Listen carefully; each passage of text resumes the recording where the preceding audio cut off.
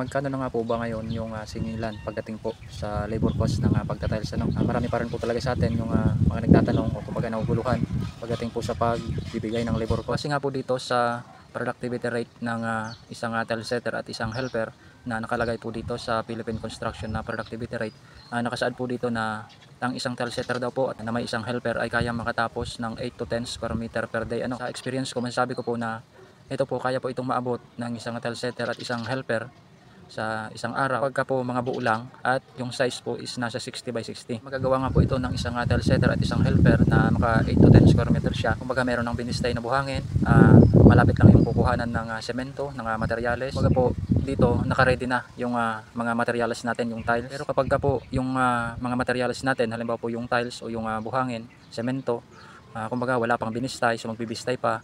Ito po, medyo alanganin po tayo dito sa 8 to 10 square meter per day na ito, ano. At pagdating nga po dito sa mga estimate na ito, kumbaga po marami pa rin po talaga mga faktor para gawa po natin, umaabot po natin yung mga estimated na accomplishment ng isang tile setter. Una-una na nga po dyan sa mga faktor na yan ay yung kung ano po ba yung size ng tiles na ikinakabit natin, ano. Napakalaking faktor po yan sa magiging accomplishment ng isang tile setter. Po mas madaling ikabit yung mga malalaking tiles kumpara sa mga malaliit, ano.